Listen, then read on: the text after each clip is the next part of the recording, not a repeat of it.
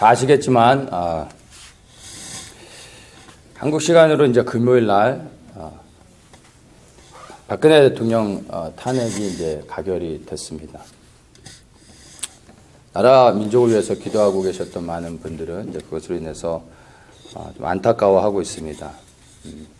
근데 지금 한국에 일어나고 있는 그런 어떤 정치적인 그 상황들을 우리가 하나님의 관점으로 하나님 나라의 그 큰 픽처 안에서 우리가 좀 볼 수 있어야 됩니다.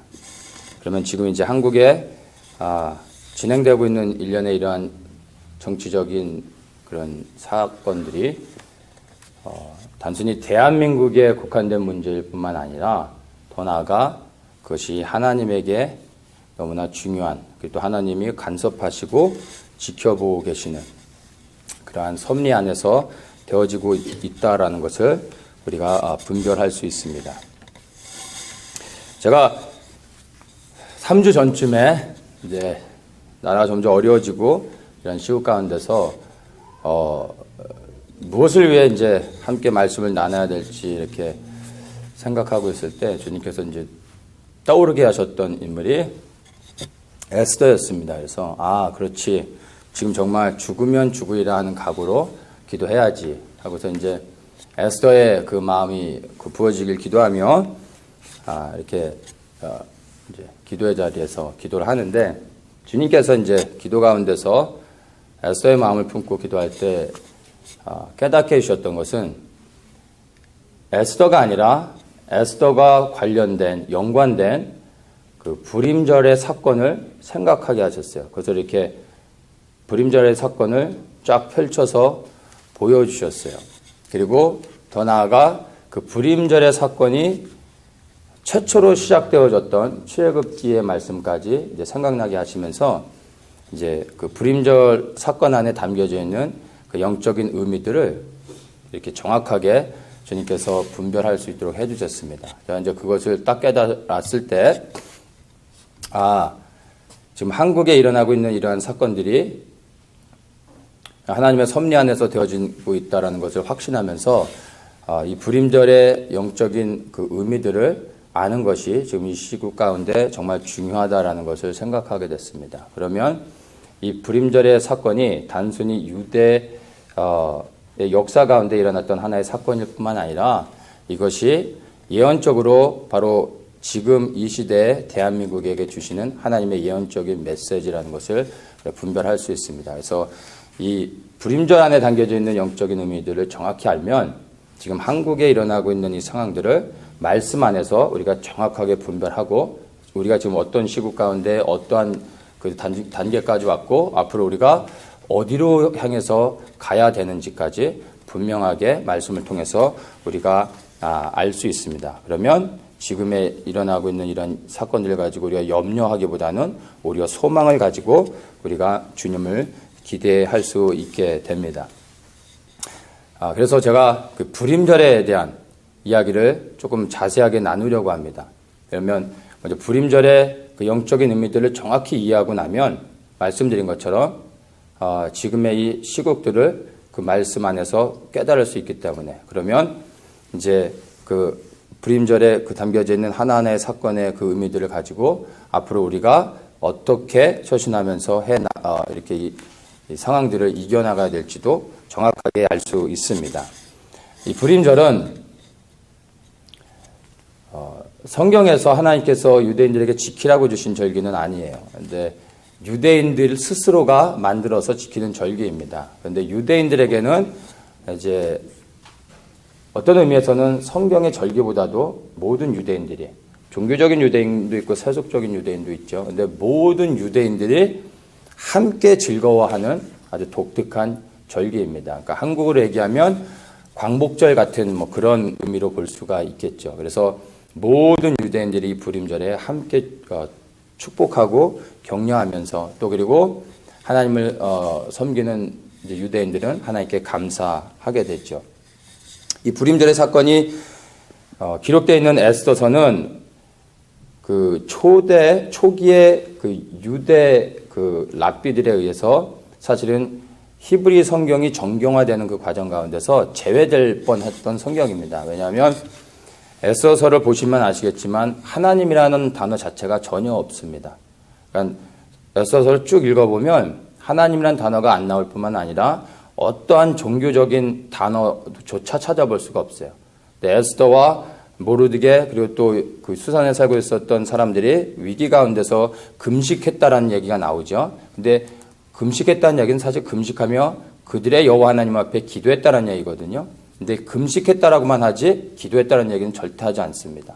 그러니까 제사장이라는 것도 언급되지 않고 어떤 종교적인 어떤 선지자나 그 어떠한 단어도 전혀 나오지 않습니다. 그래서 유대 학자들에게서는 이게 불경한 것이었어요. 그래서 사실은 제외시키려고 했었는데 하나님의 섭리 가운데서 이 에스더서가 히브리 성경의 정경으로 들어가게 됐습니다. 그래서 오늘날 우리 이방인들이 이 성경을 구약의 모든 성경이 히브리 성경에서 온 거죠. 그래서 우리가 이 에스더서를 보고 있는 것입니다. 사실 이 에스더서는 우리 이방인들에게는 어떤 의미에서는 이 에스더서 없어도 구원을 받고 예수님을 섬기고 따라가는데 전혀 지장이 사실은 없어요. 그래서 우리에게도 사실 필요가 없는 것처럼 보입니다. 그런데 이 에스더서는 하나님에게 있어 너무나 중요한 성경입니다. 이제 좀 이따 이제 그 자세한 그 의미들을 설명하면서 말씀을 드리겠습니다. 먼저 이제 그 불임절 안에 담겨져 있는 그 영적인 의미들을 좀 자세하게 제가 좀 나누도록 하겠습니다. 이 불임절은 고레스에 의해서 예루살렘 성전을 재건하라는 그런 명이 나서 소수의 유대인들이 그 예루살렘에 들어가 하나님의 거룩한 성전을 지으러 이제 떠났습니다. 그런데 대다수가 남아 있었죠. 근데 바로 예루살렘 성전을 지을 수 있는 기회가 났음에도 불구하고 떠나지 않고 페르시아에 그냥 남아서 살기로 했던 사람들에게 일어난 사건인 것입니다.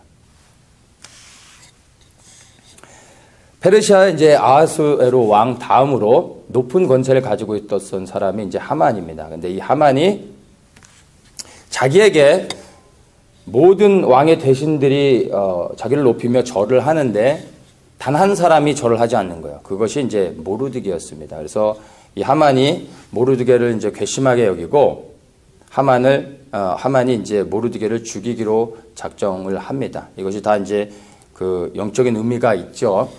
근데 모르드게가 살펴보니까 일반 이방인이 아니라 유대인인 거예요. 유대인은 어딜 가나 하여튼 그냥 이유 없이 아주 핍박을 당했었죠. 그래서 페르시아에서도 동일했던 것입니다. 그래서 모르드게가 유대인이라는 것을 알고 모르드게를 죽일 뿐만 아니라 내가 페르시아에 살고 있는 모든 유대인을 다 몰살시켜야 되겠다라는 어떤 계략을 꾸미게 됩니다. 그리고 이제 아하수에로 왕을 속여가지고 왕의 조서를 받아서 12월 13일 한날에 바로 페르시아에 살고 있는 모든 사람들이 아무나 유대인을 마음껏 학살할 수 있도록 조서를 내려줬습니다. 그게 바로 이제 대량 학살, 그냥 원하는 모든 유대인을 다 죽일 수 있는 거예요. 합법적으로. 그것을 왕이 이제 허락을 해줬습니다. 자, 그래가지고 모르드게가 이 사실을 알고 난 후에 이제 모르드게뿐만이 아니라 모든 수산에 살고 있는 그리고 또 그 왕의 조서가 내려진 모든 도시마다 유대인들이 이제 통곡하며 웁니다. 그리고 이제 모르드게가 사건의 이제 위급함을 알고 왕비인 에스더에게 이제 연락을 합니다. 그리고 상황을 설명하고 왕 앞에 나가 우리의 이 억울함을 호소해 달라고 합니다. 그때 이제 에스더가 했던 말이 왕의 허락 없이 왕 앞에 나갔다가 그물을 내밀지 않으면 저는 죽습니다라고 말을 하죠. 했더니 모르드게가 너가 왕궁에 있기 때문에 혼자 이 화를 면할 걸로 생각하지 말아라. 너가 그렇게 하지 않으면 우리는 다른 데로 인해서 구원을 받을 거고 너와 내 아비 집은 멸망할 것이다 라고 합니다. 그래서 이제 에스더가 결정을 내리죠. 나를 위해서 수산에 살고 있는 모든 유대인들과 함께 3일을 금식해라라고 말합니다. 그 3일을 금식한다는 건 유대인들은 당연히 금식하며 하나님께 여호와 하나님께 구하며 나아갔다는 것이죠. 3일을 모르드게와 수산에 살고 있는 모든 유대인들이 에스더를 위해 금식하며 기도합니다. 그리고 이제 에스더가 왕 앞에 죽으면 죽으리라라는 각오로 이제 나아가게 됩니다. 이제 왕 앞에 나갔을 때 왕이 이제 에스더를 사랑스럽게 보며 그에게 그물을 내밀고 들어오라고 이제 받아줍니다. 그리고 그에게 청을 묻죠. 그때 이제 에스더가 지혜롭게 하면서 왕을 즐겁게 하고 잔치를 배설해 줍니다. 그때 이제 왕이 너가 원하는 게 무엇이냐? 원하는 모든 것을 내가 들어주겠다. 나라의 절반까지도 주겠다라고 했을 때 이제 에스더가 그때 비로소 하만의 계략을 이제 왕에게 호소합니다.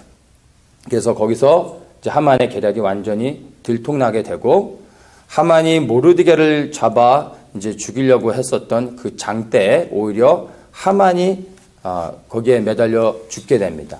자, 그것을 우리가 간략하게 보면 이 불임절의 사건으로 우리가 알고 있는 것입니다. 근데 우리는 여기서 이제 유대인들이 죽을 뻔한 위기 가운데서 구원을 얻은 것, 그리고 하만이 장대에 달려 죽은 것, 이것으로 이제 에스더서를 덮어버리는 경향들이 있어요. 근데 이 불임절의 사건의 하이라이트는 여기서 끝나지 않고 그 다음에 있습니다. 뭐냐면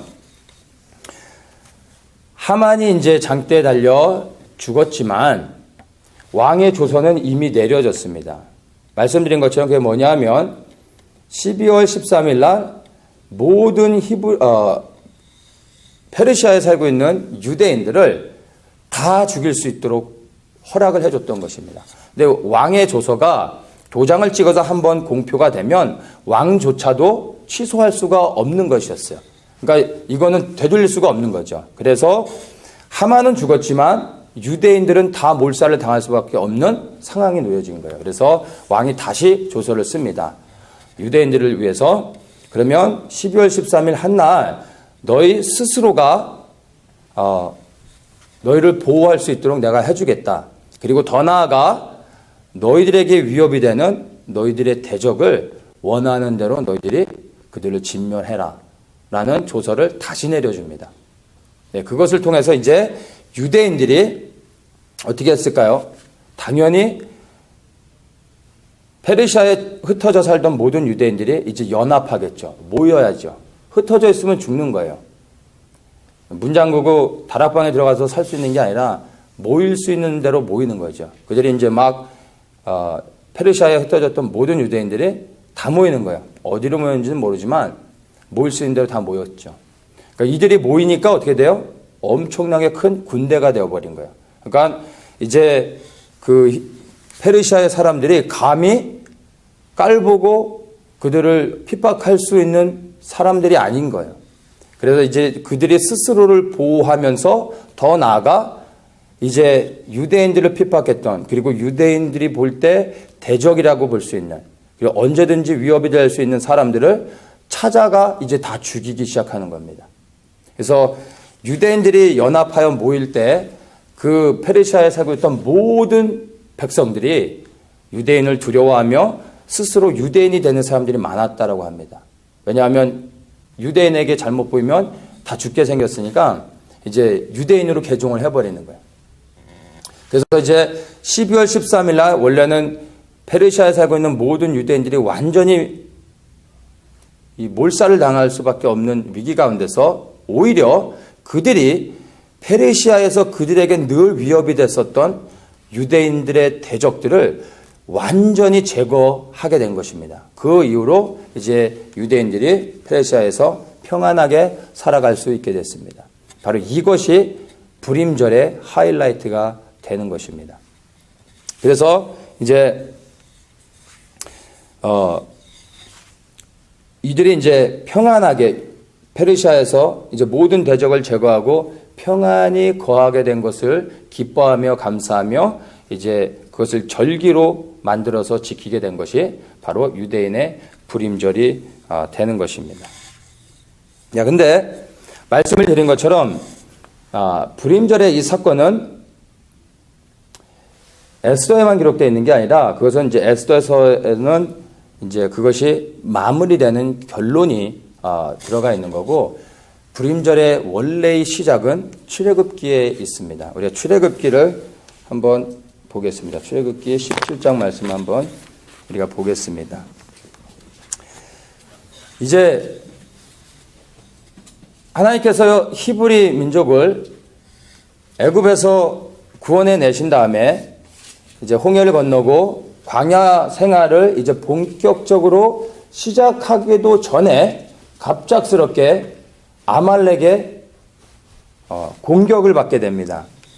출애굽기 17장 8절에 보면 때에 아말렉이 이르러 이스라엘과 르비딤에서 싸우니라 이렇게 말하고 있어요. 그러니까 요 본문에서는 제가 가진 개역 성경에서는 이스라엘과 아말렉이 싸웠다라고만 말하고 있는데 ESV에서는 좀 정확하게 말합니다.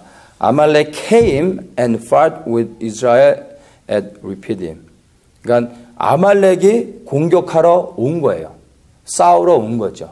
더 정확하게는 그들을 치러 온 것입니다. 그래서 싸움이 일어난 것입니다. 그냥 막 싸운 게 아니라 아말렉이 쳐들어 온 것입니다.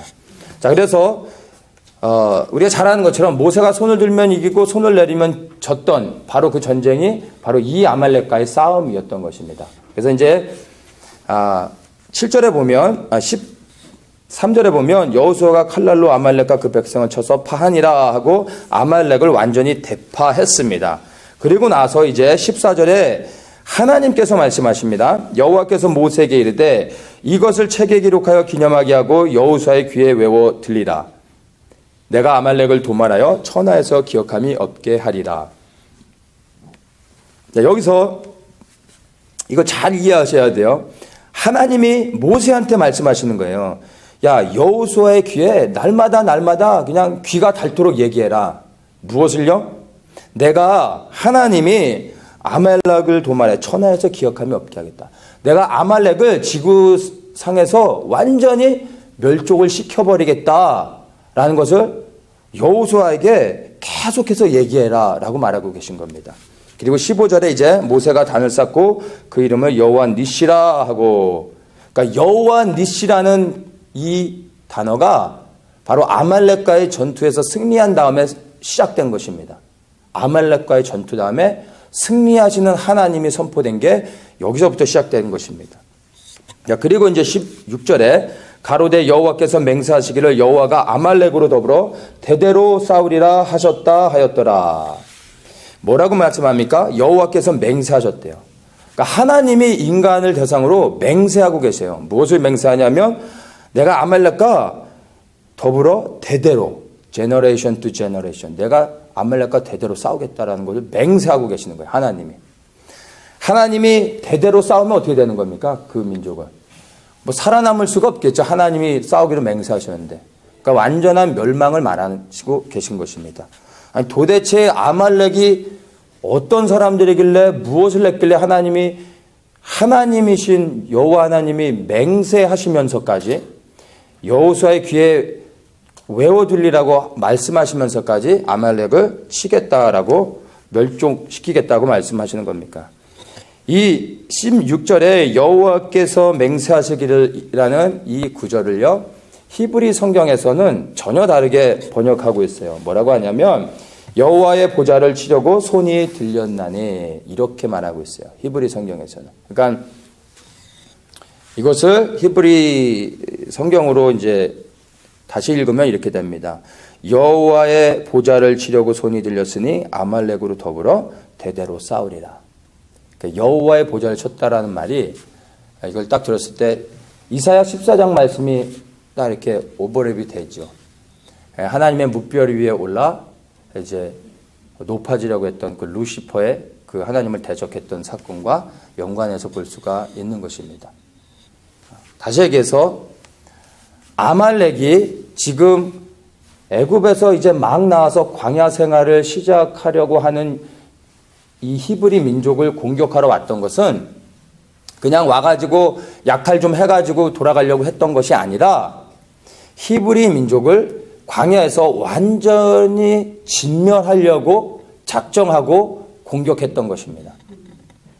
근데 이것이 하나님에게서는 절대로 용서할 수 없었던 이유가 하나님은 히브리 민족을 애굽에서 빼어낸 다음에 광야를 지나 가나안에 들어가게 하셔서 그 가나안 땅에서 하나님의 왕국을 만들어서 그들로 하여금 열방의 빛이 되게 하셔서 모든 열국을 하나님이 구원하시려고 했던 것이에요. 그래서 이 히브리 민족이 가나안에 들어가야 되는데 본격적인 여정을 시작하기도 전에 이 히브리 민족을 아말렉이 완전히 광야에서 다 죽이려고 했던 것이죠.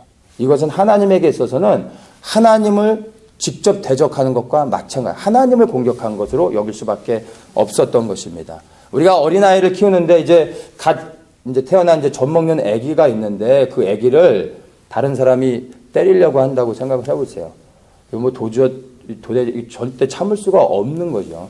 근데 이스라엘은 이제 히브리인들은 애굽에서 이제 막 나온 갓난 아기와 같은 상태예요. 하나님은 그들을 광야 생활을 통해서 강건케 하시고 군사로 만들어서 이제 가나안에서 이제 하나님의 왕국을 만들게 해야 되는데 그들을 공격하는 거죠. 그러니까 사단은 하나님을 직접 대적할 수는 없습니다. 그 어느 누구도 하나님을 대적할 수가 없죠. 그러니까 우리가 이해를 할 수 있도록 하기 위해 하나님이 사단과 싸운다 뭐 이런 말들 좀 하고 이렇게 듣는데 그거는 그냥 이제 이해를 쉽게 하기 위한 거지 사단은 하나님에게 직접 덤비지 못합니다. 하나님을 향해 직접 덤빌 수 있는 사람은 존재는 아무도 없습니다. 그러니까 사단이 하나님한테 대적할 수 있는 방법은 바로 하나님의 형상을 따라 지음받은 우리들 그리고 이스라엘 백성들 하나님의 부르심을 따라 나아가고 있는 이스라엘 백성들을 공격함으로 하나님을 직접 대적하는 것입니다. 그래서 이스라엘을 지금 공격하는 것은 영적인 그 의미에서 우리가 보면 바로 하나님을 대적한 것과 똑같은 것입니다. 그래서 하나님이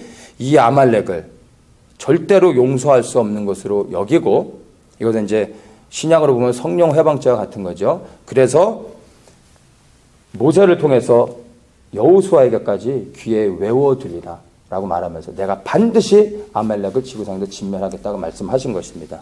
그리고 이제 이들이 가나안 땅에 이제 들어가죠. 들어가서 이제 사사기를 통해 이제 땅을 정복한 일들이 있는데 또 신명기 25장 19절에 이렇게 말합니다. 그러니까 모세가 이제 모든 사역을 마치고 그가 이제 죽기 전에 여호수아와 또한 이스라엘 백성들에게 유언하면서 하는 말입니다. 무엇을 말하냐면 그러므로 내 하나님 여호와께서 내게 주어 기업으로 얻게 하시는 땅에서 내 하나님 여호와께서 너로 사면에 있는 모든 대적을 벗어나게 하시고 내게 안식을 주실 때 너는 아말렉의 이름을 천하에서 도말할지니라 너는 잊지 말지니라.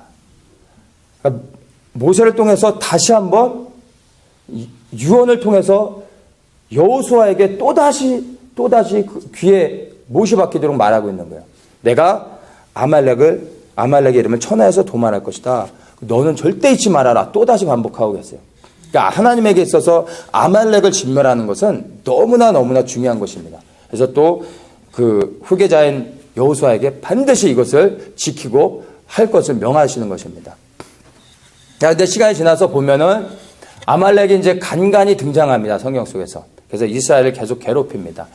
여호수아가 이제 그 일을 못했죠. 그리고 이제 시간이 한참 지나서 이제 사무엘이 사울을 찾아 이스라엘의 초대 왕으로 기름을 붓습니다. 그리고 이제 기름을 부어 왕으로 삼은 다음에 이제 사울에게 사무엘을 통해서 이제 하시는 말씀이 있습니다. 사무엘상 15장 말씀을 한번 보겠습니다. 15장 1절에 보면요. 사무엘이 사울에게 이르되 여호와께서 나를 보내어 왕에게 기름을 부어 그 백성 이스라엘 위에 왕을 삼으셨은즉 이제 왕은 여호와의 말씀을 들으소서. 그러니까 왕을 삼은 이유를 이제 말씀해 주시는 거예요. 2절에 만군의 여호와께서 이같이 말씀하시기를 아말렉이 이스라엘에게 행한 일 곧 애굽에서 나올 때 길에서 대적한 일을 내가 추억하노니 지금 가서 아말렉을 쳐서 그들의 모든 소유를 남기지 말고 진멸하되 남녀와 소와 젖 먹는 아이와 우양과 약다와 나귀를 죽이라 하셨나이다.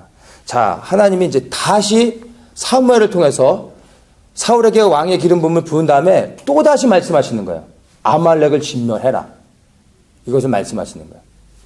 자, 그래서 이제 사울이 아말렉과 싸우러 나가죠. 그 다음에 이제 아말렉을 격파합니다. 그리고 말씀대로 다 죽여야 되는데 어떻게 합니까? 아각 왕을 살려오죠. 왕을 살려올 뿐만 아니라 여기 보면 8절에 아말렉 사람의 왕 아각을 사로잡고 칼날로 그 모든 백성을 진멸하였으되 사울과 백성이 아각과 그 양과 소에 가장 좋은 것 또는 기름진 것과 어린 양과 모든 좋은 것을 남기고 질먹기를 즐겨 아니하고 가치 없고 낮은 것은 진멸하니라. 이렇게 합니다. 하나님의 말씀에 불순종해 버립니다. 자, 그것으로 인하여 하나님께서 사울을 왕으로 삼은 것을 후회하십니다.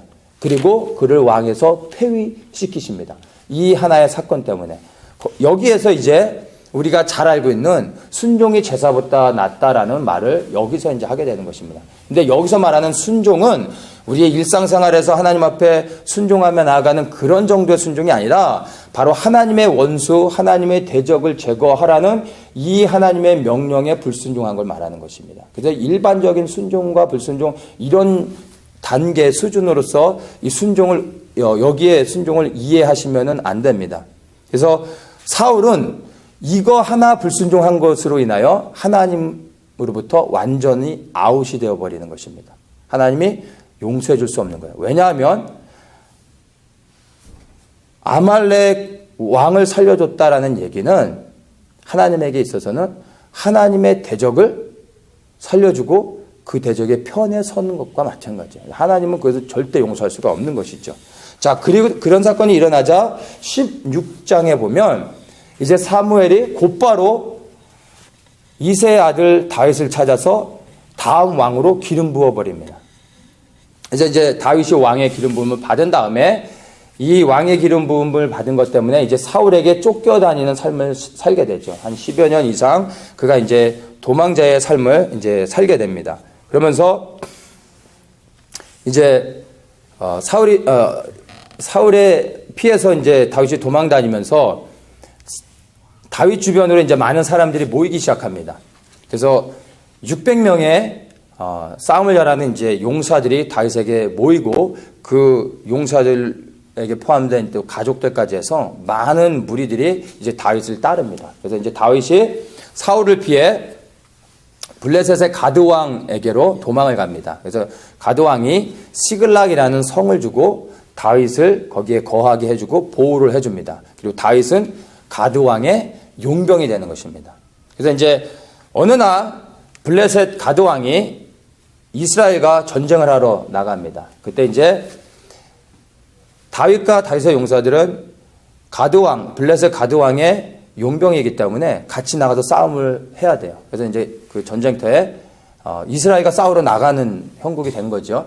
근데 이제 하나님의 이제 섭리 안에서 하나님께서 그것을 이제 막으시는데 블레셋 장수들이 도대체 다윗은 절대로 믿을 수가 없는 거예요. 같이 싸우러 갔다가 오히려 자기들을 공격할 것 같으니까 다윗이 같이 가면 우리는 못 싸운다고 해가지고 가드왕이 그를 보냅니다. 다시 시글락으로 돌아가라고 해서 그가 이제 돌아왔는데 돌아와서 보니까 그 용사들이 다 전쟁터에 나간 사이에 아말렉이 쳐들어와서 그 시글락 안에 살고 있었던 이제 다윗과 다윗의 용사들에게 속했던 모든 가족들을 이제 노예로 잡아가지고 이미 떠난 상태예요. 그래서 하나님께 이제 다윗이 묻죠.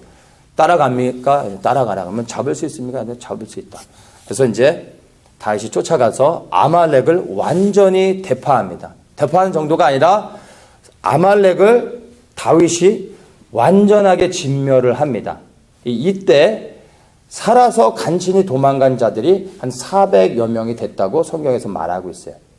그리고 나서 그 이후로부터는 성경에서 더 이상 아말렉은 언급되지 않습니다. 이 말은 다윗이 아말렉 족속을 완전히 진멸했다는 얘기입니다. 소수에 살아남은 사람들은 이제 다시 민족으로 일어나지 못하고 그냥 아말렉의 혈통을 근근히 유지하면서 그냥 이방인들 가운데 섞여서 살아가는 정도가 된 거예요. 그래서 아말렉을 누가 진멸했냐면 다윗이 진멸하는 것입니다. 이 사건이 이제 어디에 나오냐면은 사무엘상 30장 이제 거의 마지막에 나옵니다.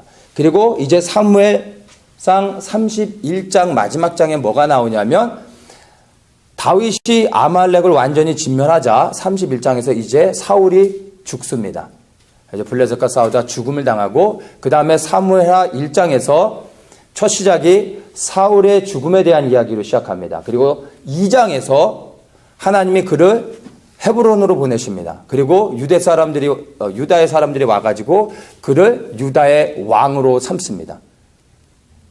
사건의 그 흐름을 이해하시겠어요? 다윗이 하나님의 대적 아말렉을 진멸하자마자 곧바로 하나님이 그를 왕으로 세우시는 겁니다. 왕의 기름 부음은 이미 오래전에 받았지만 왕이 되지 못하고 있다가 하나님의 대적 원수 아말렉을 제거하니까 하나님이 이제 그를 바로 왕으로 세우시는 것을 성경을 통해서 우리가 볼 수 있게 됩니다. 그래서 성경에서는 다윗을 하나님의 마음에 합한 자라고 말하는 것입니다. 이것을 가지고 바로 그렇게 말하고 있는 것입니다. 그러니까 우리가 하나님의 마음에 합한 자가 돼야 되는데 그것을 우리가 때로는 이제 그럼 이제 정말 착하게 살고 정직하고 거짓말 안 하고 뭐 열심히 살고 뭐 이런 거를 이제 하나님의 마음에 합한 걸로 생각하는 경우들이 좀 있어요.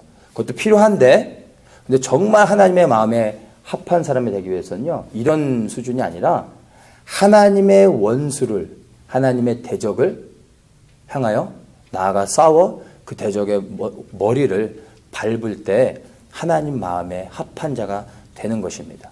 다윗이 그렇게 하나님의 마음에 합한 자로서 하나님의 원수를 출애굽기 때부터 하나님이 맹세하시면서 반드시 내가 지구상에서 아말렉을 제거해 버리겠다라고 맹세를 하셨는데 그거를요 이 시간이 얼마나 흘렀어요? 누가 그거를 끝내버립니까? 다윗이 끝내버리는 거예요. 그러니까 하나님 보실 때 다윗이 얼마나 기쁘겠어요. 바로 이거 하나 때문에 하나님이 다윗이 실수하고 다윗이 넘어지더라도 하나님은 끝까지 이를 붙잡아 주셨던 것입니다. 왜냐하면 정말로 하나님의 마음에 합한 자이기 때문인 것입니다. 자, 그렇게 한 다음에 말씀드린 것처럼 아말렉이라는 단어는 그 이후로 성경에 절대 나오지 않습니다. 그런데 소수의 사람들이 혈통을 이어가고 있다는 것을 우리가 알 수 있죠. 400여 명의 도망자가 있었어요. 이건 다윗이 놓아준 게 아니라 도망한 자들이 있죠. 성경은 거기에 대해서 언급하고 있지 않습니다. 그런데 오늘 우리가 지금 잠깐 흩어봤던 이 에스더서에서 단서들을 우리가 날 수 있어요. 캐치하셨는지 모르겠는데 모르드게와 유대인들을 다 잡아 죽이려고 했던 이 하만을 설명할 때 그냥 하만이라고 말하면 되는데 성경은 하만을 설명할 때 계속해서 앞에다 붙이는 수식어가 있어요. 그게 뭐냐면 아각 사람 함무다다의 아들 하만. 이 에스더서에서는 하만을 이야기할 때 계속해서 수식어를 붙입니다. 아각 사람 함무다다의 아들 하만. 계속해서 아각 사람 함무다다의 아들 하만. 아각이 누구죠? 아말렉 족속의 왕이 아각이었어요. 이제 아각이란 왕이 사울이 싸워서 포로로 잡아왔던 그 왕이었습니다. 나중에 이 아각은 아말렉의 왕이지만 나중에 고유명사가 됩니다. 그러니까 아각 하면 아말렉의 왕이 되는 거예요. 바로 하면 애굽의 왕이고 가이사 하면은 로마의 왕인 것처럼 아각 하면 아말렉을 말하는 거예요. 그래서 아각 사람 함무다다의 아들이라 하면 그가 어디 혈통이에요? 아말렉 혈통이라는 것을 말해주고 있는 거예요. 그것을 계속해서 언급해주기 위해서 아각 사람 함무다다의 아들이라고 말하고 있는 것입니다. 그들이 민족으로는 더 이상 일어나지 못했지만 계속해서 아말렉의 혈통들이 페르시아에 흩어져 살아가고 있었던 거예요. 근데 말씀드린 것처럼 아말렉은 사단이 강력히 역사해서 하나님을 대적하게 했던 자들이기 때문에 DNA 자체가 뭐예요? 할 수만 있다면 어떻게든 유대인들을 죽이려고 하는 게 그들의 생애 목표가 되는 거죠. 그래서 하만이 모르드게를 죽이려고 했던 거고 모르드게와 더불어 모든 유대인을 죽이려고 했던 것이 영적인 그 의미 안에서 우리가 분별할 수 있는 것입니다. 또한 모르드게가 왕의 명령을 거부하면서까지 모든 대신들이 다 하만에게 절을 하고 있는데 모르드게가 절을 하지 않았던 이유가 바로 여기에 있는 것입니다. 하나님을 섬기는 백성이 하나님의 대적에게 절을 할 수가 없었던 것입니다. 이 절을 하라고 했던 것은 하만이 아니라 왕이 시켰던 거예요. 나 다음으로 높은 사람이다. 이를 공경해라 하고 절을 하라고 했는데 모르드게는 하지 않았죠. 왕의 명령을 거역하면서까지. 그 영적인 의미가 하나님을 대적하는 원수에게 하나님의 사람이 절을 할 수가 없었던 거죠. 그래서 하만은 어쨌든 유대인을 죽이려고 했던 것이 그의 어떤 너무나 당연한 그의 인생의 목표가 됐던 것이죠. 그래서 이러한 부림절의 사건이 일어나게 된 것입니다. 그래서 하만이 죽음을 당한 것은 곧 뭐죠? 하나님의 대적이 하나님에게 덤비다가 그가 죽게 되는 오히려 그런 사건임을 우리가 분별해서 이제 볼 수 있어야 됩니다. 자, 그래서 이 에스더서가 말씀드린 것처럼 성경에서 제외될 뻔하다가 들어가게 된 이유가 여기에 있습니다. 하나님께서는 말씀하신 다음에 그 말씀하신 것을 성취하시죠. 예언하시고 그 다음에 이루십니다. 그게 나는 여호와 하나님이다라는 것을 증명하는 하나님의 방법입니다. 그래서 하나님은 항상 말씀을 먼저 하시고 나서 그것을 성취하십니다. 그리고 그 성취하는 것을 통해 그분이 하나님이심을 증명하는 것입니다. 그래서 하나님은 출애굽기를 통해서 하나님을 대적했던 아말렉을 반드시 진멸하시겠다고 말씀을 하셨는데 에스더서가 빠져버리면 하나님이 말씀은 하셔놓고 성취는 못하시는 여호와 하나님이 되실 수가 없었던 거예요. 그래서 이 에스더서는 하나님에게 있어서는 너무나 중요한 것입니다. 나는 반드시 선포하고 그것을 이룬다. 나는 아말렉을 진멸할 것이다. 내가 아말렉을 진멸했다. 라는 것을 에스더서를 통해 하나님께서 보여주고 계신 것입니다. 이것이 에스더 안에 담겨져 있는 의미입니다. 물론 이 에스더서가 유대인들에게는 정말로 구원을 준 사건이기 때문에 유대인들이 너무나 즐겁게 또 지키는 절기이고 사랑하는 것이지만 하나님에게 있어서는요, 유대인보다 더한 하나님이 너무나 사랑하시고 자랑스러워하는 그러한 성경이라고 말할 수가 있는 거예요. 하나님에게 이게 너무나 중요한 것입니다. 그런데 지금 한국에 당한 이 위급한 시국을 볼 때 이 유대인의 불임절의 사건이요, 유대인에게만 좋은 것이 아니라 바로 우리 시대, 바로 이 대한민국을 향한 하나님의 예언적인 말씀이고 우리에게 바로 한국인의 불임절로서 반드시 일어나야 될 정말 하나님이 계획하신 놀라운 사건이라는 것을 우리가 영적인 의미에서 이것을 또한 우리가 말씀을 통해 붙잡고 발견할 수 있습니다. 그래서 제가 유대인의 불임절에 담겨져 있는 영적인 의미들을 먼저 이렇게 나눴습니다. 그러면 제가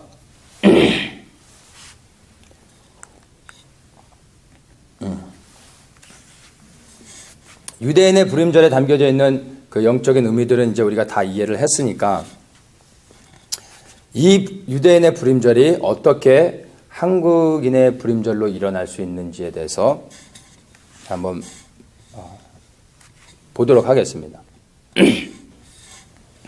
지금 한국이 직면하고 있는 이 정치적인 그 위기들을 보면요, 유대인의 불임절 사건과 사실 너무나 흡사한 것을 여러분들 이제 제가 이것을 나누는 가운데 아마 캐치하실 수 있으셨을 것입니다.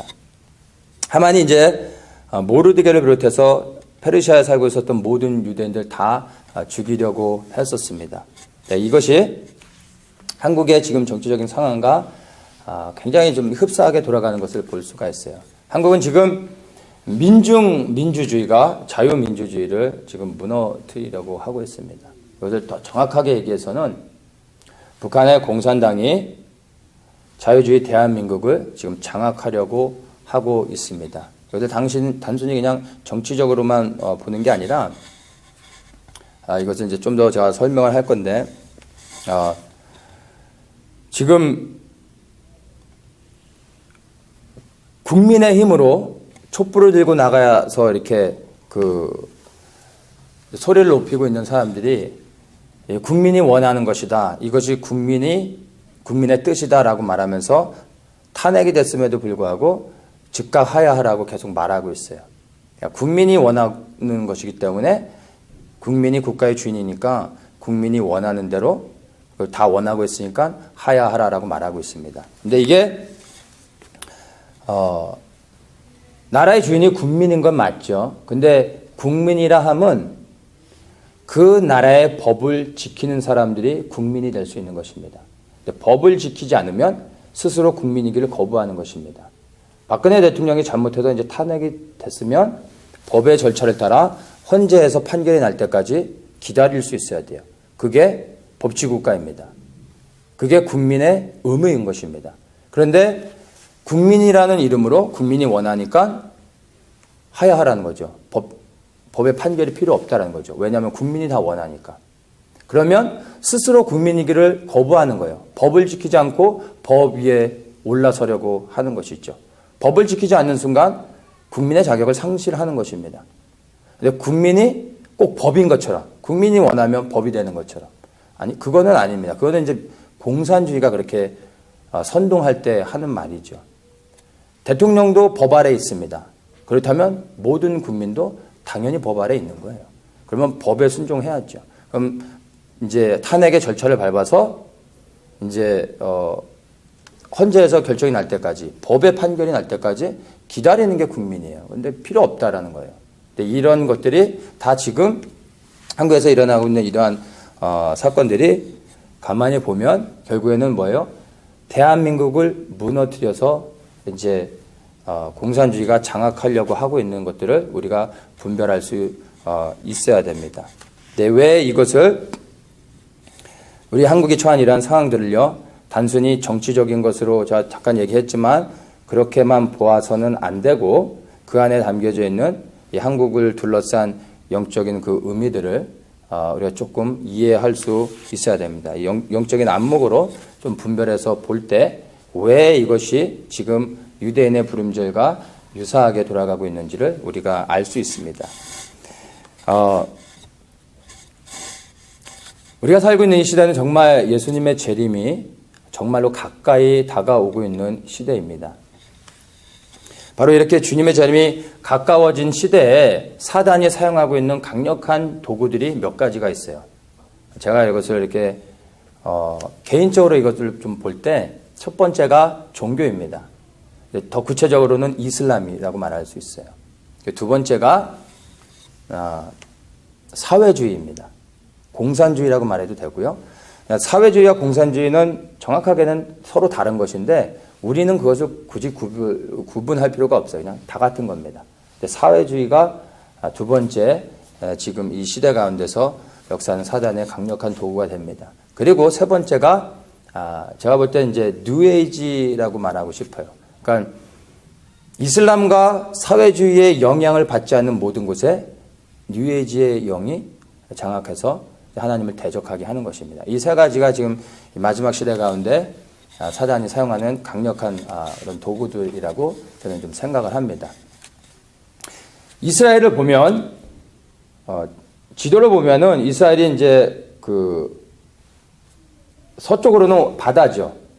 근데 동쪽으로 이스라엘 둘러싼 그 환경들을 보면 위로는 터키가 있고 그 다음에 시리아, 레바논, 요르단, 그리고 사우디, 밑에는 또 이집트, 또 이 서쪽에 이라크, 이란. 다 볼 때 어떤 나라들이에요? 이슬람으로 완전히 둘러싸여 있어요. 완전한 이슬람으로 이 서쪽의 그 대륙은 이슬람들이 이스라엘을 완전히 장악하고 있습니다. 그리고 심지어 이스라엘 그리고 예루살렘 안에까지요, 이슬람이 엄청나게 역사하고 있습니다. 제가 이스라엘 가서 놀란 게 예루살렘에서, 그 거룩한 예루살렘에서 하루에 5번 알라를 위해 기도하라는 종소리가 울립니다. 그러면 그 예루살렘에 살고 있는 수많은 아랍 사람들이 하던 일을 다 멈추고 알라를 향해 절을 합니다. 유대에서, 예루살렘에서, 예루살렘 성전에서 일어나고 있는 일들이에요. 그래서 이슬람은 이제 마지막 시대가 되니까 이슬람이 뭐 지금 포교 활동을 하면서 뭐 언제까지 이제 전 세계를 이슬람화 할 것이다 막 이렇게도 하고 있는데, 이 마지막 때 사이드에서 이제 일어나는 일들이고요. 이슬람의 어떤 이 코어 핵심이라고 해야 될까요? 이슬람의 본질은 전도하고 이러는 게 아니에요. 처음부터 그냥 그 자리에 버티고 있는 거예요. 어디요? 이스라엘의 동쪽을 지키고 있는 거예요. 에스겔서 36장에 보면 하나님의 영광이 동편에서부터 온다고 말합니다. 이사에서도 이제 그걸 말하고 있고요. 복음서에서 보면 복음의 방향이 서쪽으로, 이스라엘 중심으로 볼 때 서쪽으로 가려고 했는데 하나님이 틀으시고 성령님 통해 서쪽으로 가게 되죠. 동쪽을 막으시고 서쪽으로 가게 됩니다. 그래서 하나님의 영광이 어디서 출발했겠어요? 예루살렘 성전에서부터 출발하죠. 그래서 예루살렘에서 출발해서 방향이 이스라엘을 중심으로 볼 때 서쪽으로 가가지고 열방을 돌아서 동편에서부터 하나님의 영광이 임하는 것입니다. 그 영광이 예루살렘에 임할 때 예수 그리스도께서 재림하시는 것입니다.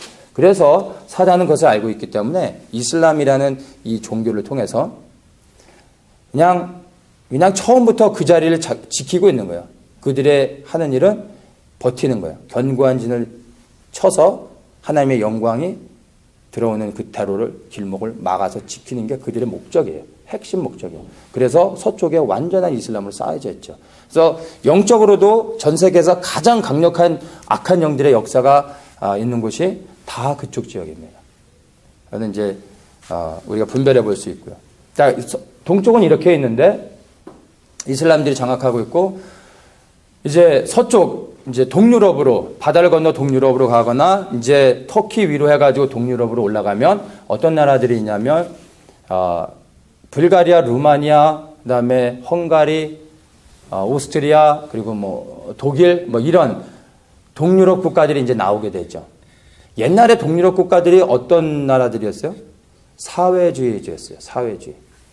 그러니까 동쪽에는 이슬람이 자리를 잡고 지키고 있고, 서쪽에서는 사회주의가, 그러니까 뭐 사면이 다 그냥 이 이스라엘은 둘러싸여 있어요. 서쪽에 이제 동유럽을 중심으로 해서 사회주의가 완전히 장악했죠. 그래서 이스라엘 백성들이 열방에 흩어져 살았는데 동유럽에 많이 살았어요. 그래서 동유럽에서 사회주의를 통해서 이제 그 사회주의 국가들을 통해서 두 번에 걸친 세계대전이 일어나죠.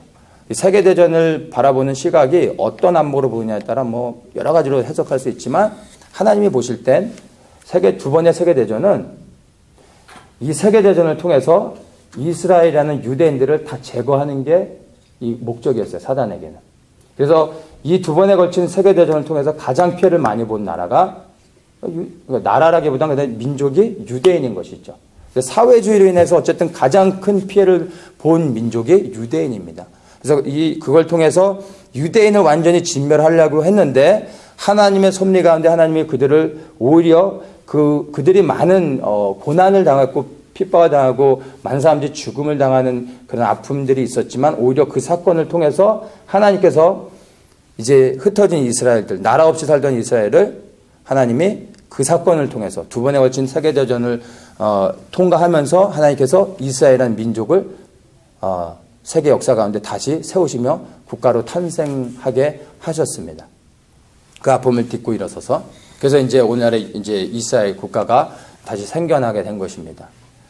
그리고 이제 하나님이 보호하심으로 그 사회주의를 통해서 하나님이 이제 이스라엘 지키셔서 사회주의가, 동유럽의 사회주의가 어떻게 돼요? 몰락하죠. 2차 세계대전이 끝난 이후로 동유럽의 모든 사회주의는 몰락해버립니다. 그리고 대부분 나라가 이제 민주화가 되고 또 그 과정을 겪고 있습니다. 그래서 이제 동유럽은 그렇게 해서 끝나죠.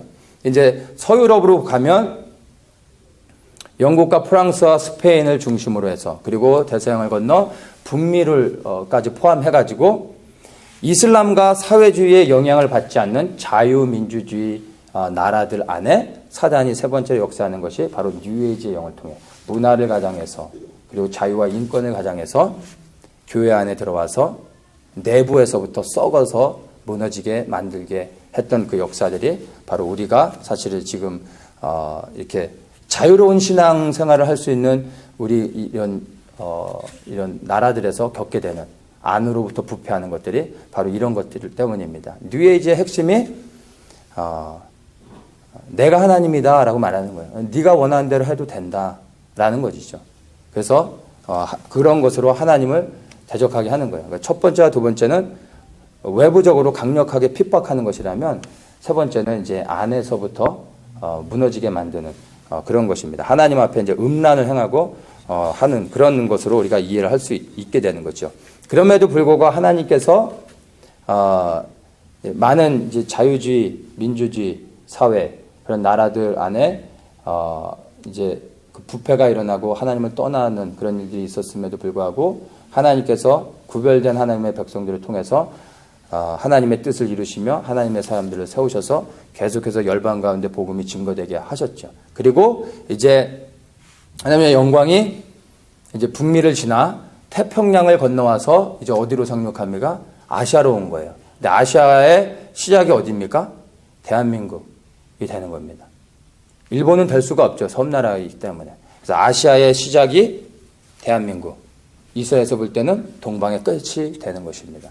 그래서 이 대한민국에 하나님의 영광이 이제 임했습니다. 그래서 이제 우리 대한민국을 통해서 하나님의 영광의 대로가 열려서 북한을 지나 중국을 지나서 그 다음에 이제 중앙아시아로 해서 예루살렘까지 가면 우리 주 예수 그리스도께서 다시 오시는 것입니다. 근데 지금 대한민국에 하나님의 영광이 임했는데 그 위로 뭐가 막혀 있어요? 북한이 막혀져 있는 거예요. 북한이. 그래서 지금 당하고 있는 이러한 정치적인 상황들을 우리가 영적인 안목에서 이해해야 된다는 것입니다. 북한이 지금 막혀져 있는데 공산주의인 것 같지만 사실은 이 공산주의가 아니죠. 주체 사상이에요. 그러니까 정상적인 공산주의로 이 북한이 이렇게 사상적으로 무장되어 있었으면 아마 통일이 됐었을 것입니다. 그러니까 일반적인 공산주의로는 버틸 수가 없었어요. 그래서 사단이 한 게 주체 사상이라는 말도 안 되는 이런 짬뽕으로 변형된 이상한 것으로 북한을 완전히 그냥 그 악한 영들이 장악을 합니다. 그러니까 종교로 얘기하면 이단에도 포함이 시킬 수 없는 사이비 같은 거예요. 공산주의에서. 그러니까 제대로 공산주의를 아는 사람들 그리고 사회주의들은 북한의 이 공산주의를요 인정하지 않습니다. 이거는 말도 안 되는 완전 짬뽕인 거예요. 근데 이런 변종이 아니면 지금까지 70년의 역사 동안 분단된 채로 남아있을 수가 없었던 거예요. 변종과 악종이 아니면 견딜 수 없기 때문에 북한을 이렇게 틀어서 사상적으로 이제 대립하게 만들었던 것입니다. 근데 이 북한을 넘어야죠. 이 북한을 이제 뚫어내고 통일을 이루면 그 다음에 이제 어디로 올라갑니까? 중국이 막혀져 있어요, 사실. 그러니까 통일도 중요한데 통일이 돼서 끝나는 게 아니에요. 한숨 돌릴 수 있을 것 같은데 돌릴 틈이 없고요. 더 큰 산이 있는 거예요. 산 넘어 또 산인데 더 큰 산이에요. 중국이 있는 거예요. 중국이 영적으로 굉장히 강합니다. 공산주의의 대부죠. 만만치 않아요. 북한을 넘어서 이제 중국이 있어요. 중국을 뚫어내야 돼요. 근데 중국 때 또 뭐가 있어요? 사회주의의 원조인 또 러시아가 있잖아요. 악한 영향력들이 계속해서 밀려오고 있어요. 이제 그것들을 넘어서 좌회전을 해야죠. 중앙아시아로 가요. 그럼 중앙아시아에 또 무슨 나라들이 있어요? 키르기스탄, 이렇게 무슨, 우즈베키스탄 하는 스탄 하는 나라들이 중앙아시아에 포진하고 있죠. 이 나라들이 예전에는 다 러시아의 속국이었어요. 그래서 정치적으로는, 그리고 이념적으로는 사회주의예요. 그런데 종교적으로는 여기가 어디예요? 이슬람이에요. 강성 이슬람들. 그러니까 사상과 종교가 사회주의와 이슬람으로 완전히 섞여 있으니까 중앙아시아가 어때요? 정말 선구하기 힘든 곳이에요, 여기도. 그러니까 여기를 뚫어내야 되는 것도 지나가야 되잖아요. 그러니까 사단이 다 이런 것들을 의도적으로 조작해놨다라는 거야. 하나님의 영광의 대로를. 근데 그거를 넘어서 이제 어디예요? 중앙아시아를 넣으면 이제 오리지널 이슬람이 견고한 진을 치고 버티고 있는 거예요. 이 이슬람은 인간의 방법으로 지혜로 선교할 수 있는 곳이 아니에요. 그러면 이슬람은 뭐 선교 필요 없느냐? 그건 아니죠. 그러니까 하나님의 계획 안에서 또 이슬람 지역으로 하나님의 하나님의 사람들 보내시죠. 근데 사역의 열매는 사실 거의 없어요. 근데 그분들의 역할이 중요합니다. 저희들은 알 수 없지만 하나님은 하나님의 뜻을 이루기 위해서 그분들을 보내시죠. 그래서 주변에 혹시 이렇게 특별히 막 이슬람 선교하시는 그런 선교사님들 뵈면 뭐 사역 어떠세요? 이런 거 물어보시면 굉장한 신뢰예요. 그런 거 물어보면 안 되고 너무 수고하십니다 하고 막 손잡아 드리고 격려해 드리고 따뜻한 밥 한 끼 사주면 되는 거예요. 그냥 이슬람 지역에 들어가서 사는 것만으로도요, 이건 뭐 엄청난 사역이 되는 거예요, 그거는. 그러니까 인간의 방법으로 모든 선교단체들이 다 연합해가지고 그동안의 선교 역사 가운데서 얻었던 모든 노하우와 그런 플랜들을 다 이렇게 연합해가지고 선교해도요, 이슬람은 절대 선교가 불가능해요. 그러니까 하나님의 강력한 손길로 하나님이 친히 역사하지 않고서는 이슬람은 변화될 수가 없는 것이에요. 그러니까 예수님이 오실 때 이슬람은 격파되어지는 것이 전도를 통해서 이슬람이 돌아올 수는 없습니다. 그러니까 이슬람의 영은 굉장히 강해요. 마지막 사단이 보로로서 사용하는 게 이슬람이기 때문에 하여튼 그래서 서쪽으로 예루살렘의 동쪽으로 이슬람들이 견고하게 이 마지막 전쟁을 위해서 버티고 있는 것입니다. 그래서 뭐 사이드지만 제가 볼 때는 마지막 때 적그리스도가 일어나는 것이 유럽이 아니라 이 전체적인 상황들을 볼 때 중동에서 적그리스도가 일어나는 것이 제 생각에는 좀 합리적이지 않나라는 생각을 좀 하게 됩니다. 어쨌든 지금이 이런 상황 가운데서 이제 우리가 북한을 뚫고 쭉 중국에서 이제 중앙아시아 그리고 이슬람을 지나서 예루살렘까지 하나님의 영광의 대로를 열어야 되는데 그 첫 시작이 대한민국으로부터 쫙 올라갈 수 있도록 해야 되는데 막혀져 있잖아요. 북한이 지금 막혀져 있는 거예요. 그래서 전 세계 모든 나라 가운데 유례가 없이 지금까지도 분단된 나라가 딱 우리밖에 없다는 것이 이 창피한 게 아니라 이게 하나님의 전 세계를 향한 하나님의 계획하신 가운데서 이게 의도적으로 되어진 거라는 거야. 사단이 하나님을 대적하기 위해 미리 알고 이슬람을 포진시켰고 중앙아시아와 또 러시아와 중국이나 그 중국의 영향을 받아서 지금 북한을 변질시켜서 완전히 변형된 짬뽕으로 이런 주체 사상으로 무장을 시켜서 하나님의 영광 대로가 시작되지 못하도록 막아서고 있는 것입니다. 그것을 지금 한국에 당하고 있는 어떤 지금의 이러한 정치적 위기 상황을 이 전체적인 하나님의 이 하나님의 영광의 대로가 행진하는 그 방향을 보면서 우리가 이제 좀 분별할 수 있어야 되는 것입니다. 그러면 이제 하나님의 시간표가 어떻게 진행돼 가고 있고 우리가 어느 시점에 와 있고 또 얼만큼을 더 가야 되는지 무엇을 해야 되는지가 조금 우리에게 보여질 수 있는 것입니다. 그래서 한국의 불임절의 사건이 반드시 일어나야 되는 것입니다. 불임절의 사건이 반드시 일어나야 되는 이유는 우리 주님이 오셔야 되기 때문입니다. 주님은 분명히 다시 오신다고 말씀하셨어요. 그 주님의 다시 오시는 주의 길을 예비하고 그 길을 평탄케 하는 첫 번째 사명이 대한민국에게 주어진 거예요. 열방을 돌아 마지막 이제 아시아의 대륙으로 딱 하나님의 영광이 임해서 이제는 그 대륙을 지나가면 되는데 시작점에서 막혀져 있는 거예요. 이것이 대한민국이라는 우리 한민족에게 하나님이 특별히 주신 사명인 거예요. 이거를 뚫어내야 돼요. 이거를 못하면 우리가 천국 가서도 주님 앞에서 정말 얼굴을 들 수가 없는 거예요. 부끄러운 거죠. 그래서 우리 민족에게 주신 이 정말 위대한 복음의 행진을 위해서 첫 시작, 마지막 하나님의 복음의 행진이 갈 수 있도록 대로를 여는 이 사명이 우리 민족에게 정말로 주어진 것이 우리에게 큰 책임이며 또 영광이 되는 것입니다. 자, 그래서 저는 한국의 불임절이 반드시 올 것이다라고 확신합니다. 왜냐하면 주님이 오셔야 되기 때문에 한국의 불임절은 반드시 일어난다는 것입니다. 그렇다면 한국의 불임절이 이제 어떻게 오겠습니까? 우리가 말씀을 통해서 에스더서를 통해서 간단하게 잠깐 나눴었죠. 에스더가 어떻게 일어납니까? 그냥 악으로 깡으로 그냥 혼자 일어나서 갑니까? 아니죠. 모르드게와 수산에 살고 있었던 모든 유대인들이 그를 위하여 기도해 줬어요. 그럴 때 에스더가 담대히 일어나 내가 죽는 한이 있어라도 내가 왕 앞에 나아가겠다. 죽으면 죽으리라 라는 그 각오로 왕 앞에 나아갈 수 있었던 것입니다. 바로 중보 기도.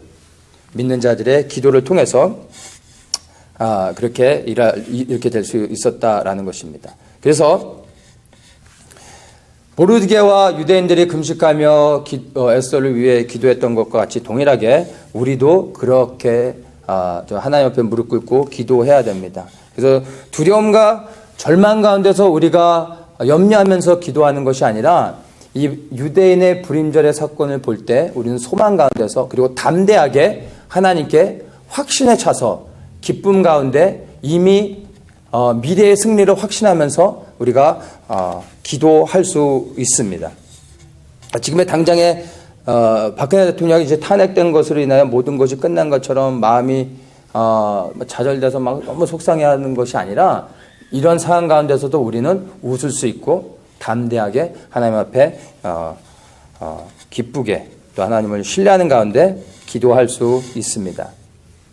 지금의 이 위기를 우리가 잘 극복해서 북한의 문을 반드시 열어야 됩니다. 그리고 통일을 이루어내야 됩니다. 그것이 바로 주의 길을 예비하는 첫 시작이 된다고 말씀을 드렸습니다. 그래서 이 복음의 행진이 북한을 지날 뿐만 아니라 중국을 당연히 또 뚫어내야 되겠죠. 그리고 중앙아시아를 지나 이슬람의 경관진까지 무너뜨리고 예루살렘의 하나님의 성전까지 다시 임할 때 우리 주 예수 그리스도께서 다시 오셔서 감람산 위에 서셔서 이 지구를 온 열방을 주님이 통치하시고 그것을 위해서 수고하고 애쓰고 헌신했던 모든 자들이 하나님 나라의 백성으로서 주님과 함께 그 열방을 천년왕국의 통치자로서 함께 통치하게 되는 것입니다. 그러나 한국의 불임절은요, 우리가 믿고 확신하고 유대인의 불임절이 일어난 것처럼 한국의 불임절이 일어날 것이라고 믿고 확신한다고 해서 일어나는 것이 아니라 기도해야 일어난다라는 것입니다. 생명을 거는 기도가 있어야 불임절의 사건이 일어난다는 것을 우리가 분명히 알아야 됩니다. 우리가 이제 이 불임절의 사건을 통해서 하나님 앞에 무릎 꿇어 정말로 이 나라 민족을 위해서 하나님의 도우심을 구하며 기도하면 하나님께서 에스더를 세우십니다. 우리가 에스더가 돼서 막 죽으면 죽이라 이게 아니고 그 마음도 좋지만 우리의 역할은요, 모르드게와 함께 기도했던 무명의 중보 기도자들이 되는 거예요. 수많은 무명의 중보 기도자들. 성경은 몇 사람이었고 그 사람들의 이름이 뭐였고 기록하지 않습니다. 아무도 몰라요. 하나님만 아시는 거예요. 알 필요가 없어요. 마찬가지입니다. 지금 하나님이 찾으시는 사람은 에스더가 아니라 에스더를 위하여 무명의 중보 기도자가 되어져서 나를 드러내지 않고 무릎 꿇어 기도하는 하나님의 사람들을 찾고 계신 것입니다. 이러한 사람들이 많아지면 하나님이 에스더를 일으키세요. 그리고 에스더가 나아가는 것입니다. 하나님이 에스더를 통해 하나님의 뜻을 이루시게 된다는 것을 우리가 확신할 수 있습니다. 그래서 지금 우리는 무명의 중보자들이 되어져서 우리를 드러내지 않지만 정말 간절히 하나님 앞에 부르셔서 기도해야 됩니다. 제가 지난 월요일인데 5일자 그 언론 보도를 이제 기사를 읽고서 제가 굉장히 좀 힘들었었어요. 뭐냐면 박근혜 대통령이 이제 4월에 퇴진한다라는 기사였어요. 그게 이제 청와대 보좌진을 통해서 이렇게 나온 기사였었어요. 그래서 그거를 제가 월요일 날에 그 기사를 읽고 제가 굉장히 힘들었어요. 그러니까 말씀드린 것처럼 제가 3주 전쯤에 이 말씀을 나누라고 이제 감동을 받았고 박근혜 대통령이 이제 탄핵이 될 것을 알았거든요. 탄핵이 될 거기 때문에 사실 이 말씀을 나누라고 하셨던 거예요. 그래서 저는 이제 그렇게 기도하며 준비하고 있었는데 4월에 퇴진한다라고 하는 거예요. 그래서 제가 너무 혼란스럽더라고요. 혼동되고. 왜냐하면 박근혜 대통령이 탄핵이 되지만 퇴진해서는 안 되거든요. 근데 퇴진한다고 하니까 퇴진하면 그냥 모든 게 다 끝나는 거예요. 박근혜 대통령이 버텨주지 않으면 그냥 모든 게 다 끝나는 거예요. 제가 준비했던 메시지도 사실은 주님이 분명히 이걸 전하라고 하셨는데 이게 좀 앞뒤가 안 맞아요. 제가 전할 수도 없는 거예요. 그래서 이게 너무 이상한 거여서 좀 힘들더라고요. 그래서 그날은 말씀도 못 보고 기도도 못 하고 좀 이렇게 혼란스러워하다가 다음날 아침에 이제 일어나서 아침에 이제 커피 한잔 하면서 기사를 이렇게 다음 이제 6일자 기사를 이렇게 보는데 첫 기사에 뭐라고 났냐면은 눈이 확 떠지더라고요. 첫 6일자 기사에 탄핵이 가결되더라도 헌법재판소 과정을 보면서 국가와 국민을 위해 차분하고 담담하게 갈 각오가 돼 있다. 탄핵이 가결되면 받아들여서 제가 할 수 있는 모든 노력을 다하겠다라고 대통령이 최종적으로 결정을 했어요. 그래서 4월 퇴진서를 일축하고 하야를 거부하고 끝까지 법의 판결을 받고 가겠다라고 결정을 한 거예요. 제가 이걸 기사를 딱 보는데 이 복음 메시지가 되더라고요, 저한테. 그래서 너무 감사하고 제가 이 기사를 읽으면서 이게 성경도 아닌데 이 기사를 읽으면서 정말 제가 언제 기회가 되면 박근혜 대통령 꼭 한번 만나보고 싶다. 그래서 정말 두 손을 꼭 잡아드리고 싶어요. 너무 고맙다고. 버텨줘서 정말 감사하다고. 너무 고맙더라고요. 물론 이분이 잘못한 것도 있어요. 있지만 지금 제가 그런 얘기는 더 이상 안 할게요. 근데 이분이 버텨주지 않으면 모든 게 끝나버리는 거예요. 대한민국이 망하는 것도 정말 안타깝고 속상하고 울어야 될 일이지만 그것보다 더 중요한 게 뭐예요? 하나님의 나라가 이 땅에 임해야 되고 우리 주님께서 오셔야 되는데 이게 다 무너져 버리는 거예요. 그러니까 이게 근데 대통령이 버텨줘야 되거든요. 근데 이게 여성으로서 지금 인터넷에 글 보면요, 막 한 나라의 대통령이기도 하지만 또 한편으로 한 여성인데 그 비난하는 그런 어떤 이 발언들이요, 막 상상을 초월할 정도로 어떻게 이럴 수 있나? 한 나라의 대통령한테 너무 이거 읽을 수가 없어요. 그러니까 그런 상황 가운데서 끝까지 가려고 버티는 것은요, 이거는 정치 욕심이 아니에요. 정말 이분이 나라와 민족을 사랑하고 계신 분이란 걸 제가 알겠더라고요. 그래서 너무 감사한 거예요. 너무 감사하더라고요. 그래서 이 박근혜 대통령이 최종적으로 어쨌든 이렇게 끝까지 가기로 결정을 했는데 저는 분명히 확신합니다. 물론 이분이 이제 나름 어떤 각오도 있으셨겠지만 이러한 지금 상황 가운데서 정말로 그냥 매도되고 그 왜곡된 이런 것들로 인해서 완전히 둘러싸여 있는 상황 가운데서 끝까지 가겠다라고 결단하는 것은요, 수많은 중보자들의 기도가 있었기 때문에 이분이 담대하게 일어서서 이렇게 결정을 할 수 있었던 것이라고 저는 분명하게 말씀드릴 수 있습니다. 드러나지 않고 있지만 무명의 수많은 하나님을 사랑하는 백성들이, 하나님에 속한 중보자들이 기도하고 있었기 때문에 이분이 영적으로 눌리지 않고 끝까지 가겠다고 말할 수 있었던 거예요. 기도가 역사하고 있는 것을 저는 보게 되는 것입니다. 그래서 너무너무 이분께 너무 감사하는 마음이 생겨요. 자, 그래서 우리는 여전히 이게 끝나지 않았어요. 계속해서 우리는 기도해야 됩니다. 언제까지요? 하나님께서 하나님의 대적을 완전히 제거할 때까지 우리는 계속해서 기도의 끈을 놓아서는 안 된다라는 것입니다. 이것은 우리 민족이 사느냐 죽느냐, 공산화 되느냐 아니냐 이런 정도의 문제가 아니라 정말 주님의 영광의 대로를 뚫어내느냐 못하느냐 하는 민족적 사명에 대한 심각한 어떤 문제입니다. 그래서 우리가 이제 이것을 가지고 정말 생명을 걸고 기도할 때가 왔습니다. 전 세계가 우리 대한민국 인정하잖아요. 기도의 영성. 바로 이때를 위해서 하나님께서 기도하는 민족으로 삼아주시지 않았나 싶습니다. 대한민국에 기도하는 모든 사람들이 이제 교파를 떠나 어떤 이해관계를 떠나 지금 다 모여야 되잖아요. 근데 그 기도하는 정말 하나님의 중보자들, 이 기도는 전 세계 어느 누구에게도 뒤지지 않는 이 한국 사람들이 모여서 합심해서 기도하면은 하나님의 역사가 일어날 수밖에 없죠. 일하십니다.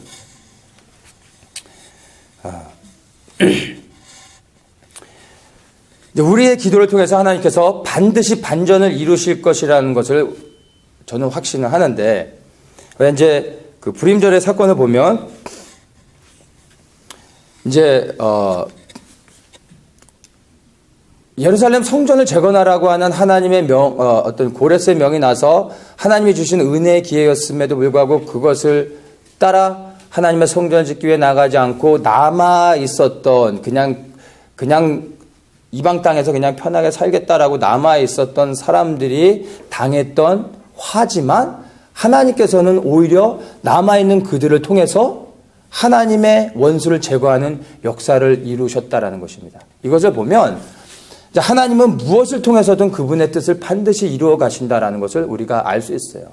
그래서 우리가 분명히 분별해야 될 게 뭐냐면, 지금의 우리 민족이 당한 이 위기와 어려움 앞에서 이 원인을 분석하고 이게 누가 잘못한 거냐, 왜 이렇게 됐냐, 누구 때문이냐, 뭐 이런 게 아니라 바로 이 위기의 한 복판에서 하나님께서 지금 무엇을 행하고 계신지를 우리가 분별할 수 있어야 되는 것입니다. 그러면 우리가 이제 담대해 줄 수 있습니다. 자, 불임절이 단순히 죽음을 면한 것이 아니라 하나님의 대적, 원수들을 제거한 것이라고 말씀을 나눴습니다. 이제 한국의 유대인의 불임절과 같이 동일한 불임절의 역사가 이제 일어나야 됩니다. 이 불임절의 역사는 단순히 대통령의 명예를 회복하고 공산화될 뻔했던 한국이 다시 자유민주주의를 지키고 안보가 튼튼해지고 경제가 회복되고 나라가 부강해지면서 행복하게 대한민국이 살았더라, 이걸로 끝나는 게 아니에요. 무엇입니까? 한국의 불임절이 일어나야 되는 이유? 하나님의 대적을 제거해야 되는 것입니다. 바로 이것을 위해서 마지막 배수진을 치고 이제 싸울 수밖에 없는 형국까지 하나님이 가게 하신 것입니다. 방법은 다른 게 없어요. 싸워서 죽이지 않으면 우리가 죽게 되는 것입니다. 그래서 하나님께서 완전히 코너까지 모르셨다라는 것을 우리가 이해할 수 있어야 됩니다. 이제 이것을 통해서 단순히 이제 원상복귀하는 것이 아니라 하나님의 대적, 공산주의, 이것을 제거해야 되는 것입니다. 우리의 대적이 누굽니까? 저는 분명히 말할 수 있어요. 우리의 대적은요, 북한의 정권을 잡고 있는 자들이에요. 더 정확하게는 김정은입니다. 김정은을 더불어 북한의 정권을 잡고 있는 자들이 하나님의 대적이요, 하나님의 원수인 것입니다. 하나님은 이 사건을 통해 이제 하나님의 대적을, 이제 한반도에 있는 하나님의 대적을 완전히 제거하기 원하시는 것입니다. 우리가 이것을 알아야 돼요. 지금 상황에서 잘 회복이 돼가지고 그냥 살던 대로 그대로 살아가면 어떻게 되죠? 한국에 있는 종북 세력을 이기에 다 제거했다 치더라도요, 북한이 계속 존재하고 있는 이상 종북 세력은, 또 다른 종북 세력은 또 일어나게 되는 거예요. 땅 위에 올라온 나무를 쳐낸다를 시간이 지나면 나무는 또 자라죠. 뿌리를 뽑지 않으면 나무는 계속 자라는 거예요. 그러니까 이 종북 세력을 제거하는 게 목적이 아니라 이제 하나님은 원수를 제거하기 원하시는 거예요. 북한의 공산당, 김정은을 비롯한 북한의 정권을 잡고 있는 자들을 제거하면 이제 종북 세력들과 싸울 필요가 없어요. 끝나버리는 것입니다. 하나님은 이제 한국의 불임절의 역사를 통해서 하나님의 대적을 제거하길 원하신다라는 것을 우리는 거기까지 나아가서 볼 수 있어야 됩니다. 분명히 알아야 되는 것이요, 하나님께서 아말렉이 히브리인들을 치러 왔을 때 아말렉은 용서해주고, 아말렉을 이렇게 이 아말렉 안에 들어와서 역사했던 악한 영 사단만을 하나님이 심판하셨냐? 그게 아니에요. 아말렉을 진멸하심으로 사단을 심판하신 것입니다. 동일하게 김정은과 북한의 정권을 잡은 자들은요, 용서받아야 될 사람들이 아니라 하나님이 심판하시고 제거하셔야 될 대상인 것입니다. 그래서 반드시 북한 정권은 무너져야 되는 것입니다. 그래서 우리가 지금 이 정치적인 상황 가운데 이 싸우고 있는 것이 우파와 좌파의 싸움으로 이해하시면 안 돼요. 공산주의와 자유주의, 민주주의의 싸움 이런 게 아니라 바로 교회와 북한 정권과의 싸움이라고 볼 수 있는 거예요. 우리는 하나님의 편에 서서 하나님의 대적을 향하여 싸우고 있다는 것을 우리가 이해할 수 있어야 됩니다. 지금 이제 대한민국이 정말 건국 이래로 가장 위기의 순간에 있다라고 말할 수 있을 것 같아요. 절체절명의 위기의 순간에 있습니다. 그러나 저는 이 위기의 순간 너머에 정말 통일이 얼마나 우리에게 가까이 다가왔는지도 저는 그것을 느끼고 보게 됩니다. 이 위기 뒤에 통일이 오고 있어요. 통일은 얼마 남지 않았습니다. 반드시 하나님이 이루실 것입니다. 그런데 이 불임절의 사건을 통해 하나님이 이루실 것을 믿는 것입니다. 북한의 문은 이제 열립니다. 왜냐하면 주님이 오셔야 되기 때문에 반드시 여실 것입니다. 근데 그것을 누구를 통해서 이루십니까? 바로 그리스도의 재림을 소망하고 그 재림을 기다리며 주님의 길을 예비하기로 기꺼이 헌신하며 생명을 드리는 자들을 통해서 하나님이 이루신다는 거예요. 그래서 이 북한의 문을 여는 거, 북한을 위해 기도하는 거, 이것은 하나님이 정말로 기뻐하시고 하나님의 마음에 합한 자가 되는 거예요. 이스라엘을 위해 기도하는 많은 사람들이 있어요. 그런데 이스라엘을 위해 기도하는데 안타깝게 북한을 놓고 기도하지 못하는 사람들이 있어요. 이스라엘을 정말 사랑하고 이스라엘을 위해 중보하신다면 지금은 그 어느 때보다도 오히려 이스라엘을 내려놓고 북한을 위해 기도해야 돼요. 대한민국을 통해서 북한의 문이 열릴 수 있도록 이 민족이, 대한민국이 회개하며 하나님 앞에 돌아와서 하나님의 편에 서서 북한의 문을 열고 북한의 동포들을 구원해낼 수 있도록 대한민국을 위해 기도해야 됩니다. 그게 이스라엘을 위해 기도하는 거예요.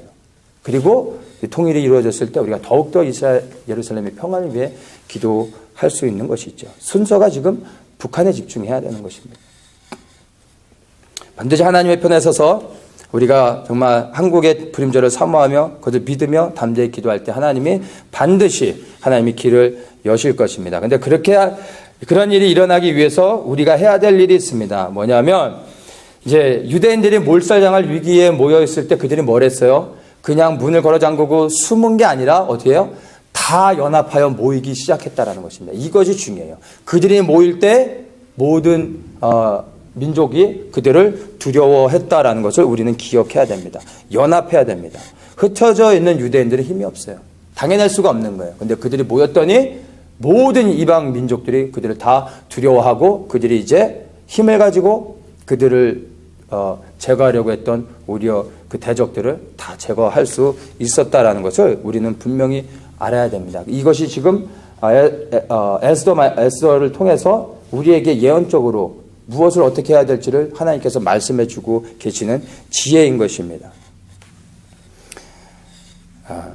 연합하여 모였을 때 제거할 수 있습니다. 그래서 우리가 이제 연합을 해야 되는데 한국에 보면은 이제 그 보수 단체에서 이제 연합 집회들을 하고 있는 것을 제가 인터넷에서 가끔씩 이렇게 보는데 그 보수 집회에 참여하시는 대부분들이 연세 드신 분들인 것을 제가 좀 보게 됐어요. 그러니까 70대, 80대 이상인 것 같아요. 제가 보면서 너무 죄송하더라고요. 그분들 보면서 70대, 80대 되신 분들이면 사실 지금 편안하게 쉬셔야 되는 분들이잖아요. 그분들이 정말 한국의 근대화를 이루고 이 번영을 이룰 수 있도록 정말 누구보다 고생하신 어르신들이잖아요. 근데 당연히 쉴 자격이 계신데도 불구하고 이 추운 날씨에 이 어르신들이 쉬지 못하고 길거리로 나오셨어요. 나라 민족을 사랑해서.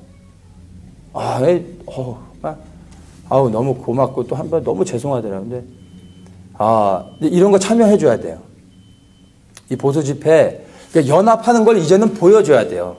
숨는 게 아니라 연합 집회에 정말 하나님을 사랑하는 자들이 대한민국의 하나님의 역사를 일어날 것을, 불임절에 일어날 걸 믿는다면 나가야 돼요. 이제는 나가서 이런 연합 집회 참여하면서 어르신들 손잡아드리고 격려해드리고 하면서 그런 집회에 참여해야 됩니다. 그리고 더욱더 보수 연합 집회 이런 것도 중요하지만 더 중요한 게 뭐냐면 제가 알기로는 어떤 공식적인 단체를 통해서 미스바 구국 집회 같은 게 이제 한국에서 이제 각 지역별로 이루어지고 있는 걸 아는데 여기에 더욱더 나가야 됩니다. 왜냐하면 기도를 통하지 않고 하나님의 역사는 일어나지 않습니다.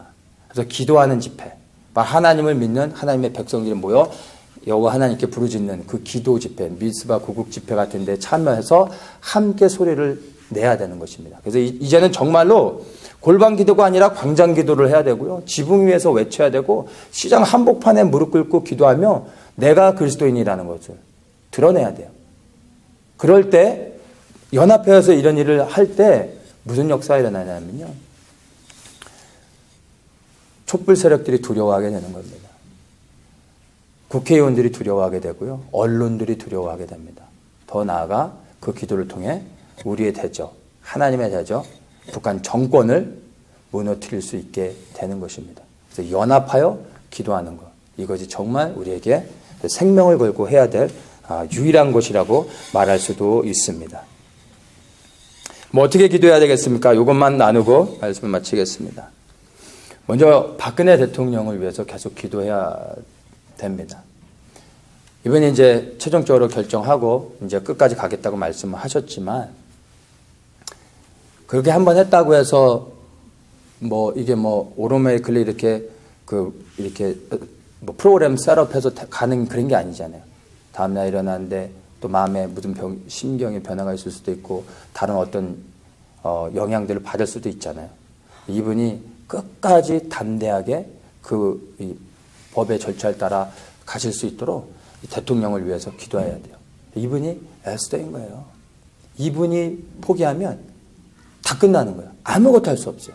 진실을 드러낼 수도 없고 한국의 불임조를 이뤄낼 수도 없는 거예요. 이분이 버텨줘야 돼요. 그래서 그 무엇보다도 박근혜 대통령을 위해서 기도해야 됩니다. 끝까지 가실 수 있도록. 그래서 박근혜 대통령을 위해서 기도해야 되고요. 이제 총리가 권한대행으로서 이제 국정을 임시적으로 이제 수행하게 되는 것을 우리가 압니다. 그래서 이제 총리를 비롯해요. 황교안 총리와 총리실 그리고 국회 더 나아가 이제 사법부, 헌법재판소 9명의 법관들을 위해서 우리가 중보하면서 또 기도할 수 있어야 됩니다. 그래서 바로 이러한 국가 권력을 가진 분들 그리고 위정자들 그리고 이 헌법재판소의 9명의 판관들 이분들이 정말로 법 있는 그들 법대로 판단하실 수 있도록 그리고 모든 위정자들이 안에 모르드게와 같은 지혜를 가진 하나님의 사람들이 일어나서 이 위급한 상황 가운데서 나라를 잘 다스릴 수 있도록 모르드게와 같은 자들이 일어날 수 있도록 그런 지혜를 가질 수 있도록 우리가 기도해야 됩니다. 그리고 더욱더 우리가 기도해야 되는 것은 말씀을 드렸던 것처럼 연합입니다. 연합을 위해 기도해야 됩니다. 근데 이 연합은 저는 모르겠어요. 어떤 방법으로 연합이 돼야 되는 건지는 모르겠습니다. 근데 이것을 우리가 굳이 알 필요는 없어요. 연합을 위해 우리가 기도할 때 하나님 한국 민족이 한국에 지금 기도하는 분들이 이제 연합을 이룰 수 있도록 우리가 그냥 올려드리는 거예요. 그러면 하나님께서 이제 어떤 단체를 통해서 어떤 사람을 통해서든 하나님의 방법으로 이제 여러 단체들이 연합해서 이제 하나의 거국적인 단체로서 이제 계속해서 이제 소리를 내고 그리고 촛불 세력들의 그 영향이 아니라 정말 나라와 민족을 사랑하는 사람들이 일어남으로 인해서 수많은 침묵하고 있는 대한민국의 국민들, 나라와 민족을 살아가는 국민들이 함께 일어날 수 있도록 그리고 그 나라를 살리고자 하는 그런 연합에 동참할 수 있도록 위해서 그런 연합의 역사가 일어나야 됩니다. 그것을 위해서 우리가 연합을 위해서 기도해야 됩니다. 주님을 정말 사랑하고 그리고 예수님의 재림을 진정으로 소망하는 자들이요. 저는 한국의 불임조를 간절히 소망하며 기도할 것이라고 믿습니다. 그리고 그러한 불임조를 소망하는 자들이 반드시 연합하게 될 것입니다. 이러한 연합을 이룰 때 여호와 하나님께서 아말렉을 진멸하셨을 때 여호와 니시의 하나님을 드러내셨던 것처럼 바로 한국의 불임절의 역사를 위하여 하나님 앞에 기도할 때 여호와 니시의 하나님이 대한민국과 함께 하시며 반드시 위기를 극복할 뿐만 아니라 하나님의 대적을 제거하고 이제 이 복음의 행진을 열어내는 놀라운 역사를 대한민국을 통하여 행하실 것이라 믿습니다. 그것을 위해 함께 기도하며 나아가는 우리 모두 되기를 예수님 이름으로 축복합니다. 아멘.